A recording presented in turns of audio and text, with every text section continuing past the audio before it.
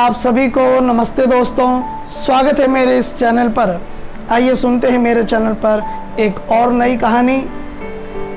एक राजा अपने राज्य में बहुत ही चिंतित था और चिंता इस बात की कि मुझे कहीं दूर जाकर परमात्मा की भक्ति करनी है, लेकिन भला इस राज्य को और कौन संभालेगा, क्योंकि मेरा बच्चा तो अभी बहुत छोटा है और वो इस लायक नहीं है कि इस राज्य को चला सके। तो इससे चिंता में डूबे हुए ये राजा अपने राज्य को इस प्रकार से संभाल रहा था। तो वहीं से एक संत महात्मा गुजर रहे थे। तो उस राजा ने उस संत को ये सारी समस्याएं बताई। तो उस संत ने इस राजा से कहा कि मैं तुम्हारी सारी समस्याएं समझता हूं और मैं ये कहना चाहता हूं कि तुम्हारा बच्चा तो बहुत छोटा है, जो इस योग्य भी नहीं है कि इस राज्य को ठीक प्रकार से चला सके। तो क्यों ना इस राज्य को मैं ही संभाल लूं, क्यों ना इस राज्य को मैं ही चला लूं। तो राजा बड़ा प्रसन्न हुआ। उसने कहा, हाँ गुरुजी, क्यों नहीं। तो गुरुजी ने कहा, क्या तुम्हें मुझ पर पूर्ण विश्वास है? क्या मुझ पर तुम्हें पूरा भरोसा है? इस राज्य को मैं ठीक प्रकार से चला सकता हूं? तो वो राजा कहने लगा, जी गुरुजी, मुझे आप पर पूर्ण विश्वास है कि आप इस राज्य को बहुत अच्छे प्रकार से चला सकते हैं। गुरुजी ने कहा, चलिए मैं स्वीकार करता हूं कि आज से इस राज्य का मैं राजा हूं। अब ये बताओ कि आगे अब तुम क्या करोगे?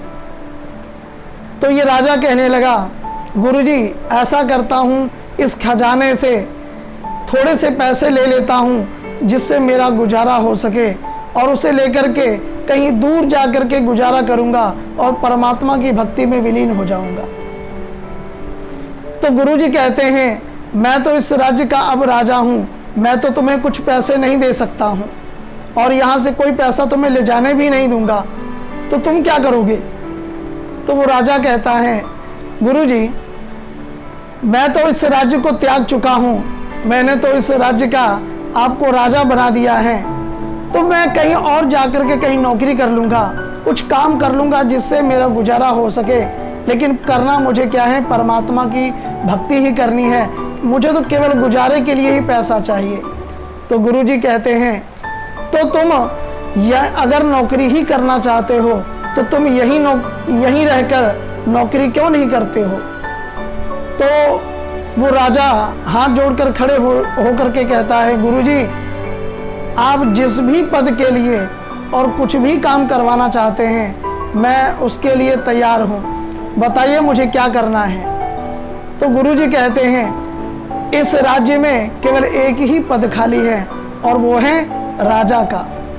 मैं चाहता हूं कि इस राजगद्दी पर बैठकर तुम राजा का कर्तव्य निभाओ, राजा की ड्यूटी निभाओ। इसके लिए क्या है तुम्हें? इसके लिए तनख्वाह भी मिलेगा, गुजारा के लिए क्या है तुम्हें?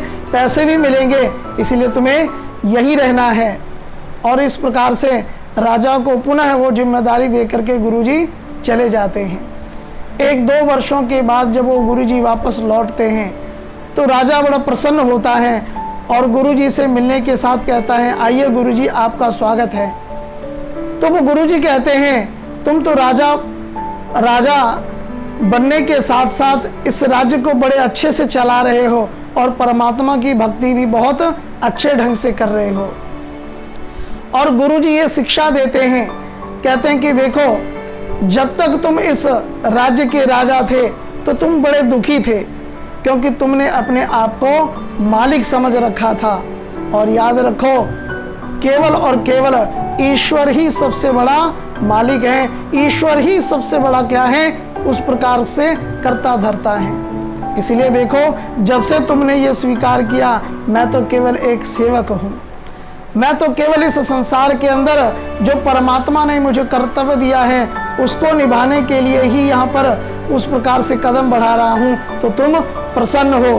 तो गुरुजी ने बहुत अच्छी शिक्षा दी और वही शिक्षा हम सब के लिए है कि प्यारे दोस्तों, हम इस संसार में जब आते हैं, कुछ पाते हैं, ग्रहण करते हैं, तो अपने आप को मालिक समझ लेते हैं, ठेकेदार समझ लेते हैं। इसलिए ईश्वर का दिया हुआ जो भी हमारे पास है हम ईश्वर का धन्यवाद करें और ये सोच करके चलें कि ईश्वर ने हमें अगर यहाँ पर भेजा है, ईश्वर ने हमें अगर अच्छे परिवार में जन्म दिया है, ईश्वर ने अगर हमें अच्छा स्वास्थ्य दिया है और ये शरीर बिल्कुल ठीक है, किसी कार्य को करने के लायक है, बेहतर है, तो ईश्वर का धन्यवाद करें और ये जानने का प्रयास करें कि इस शरीर के द्वारा हम कितने शुभ काम को कर सकते हैं। इसलिए प्यारे दोस्तों, हम मालिक तो बने, मालिक की भावना तो रखें, लेकिन इस प्रकार की मालिक की भावना नहीं जिससे हम स्वयं ही दुखी हो जाएं। और जब हम इस बात को समझ लेंगे,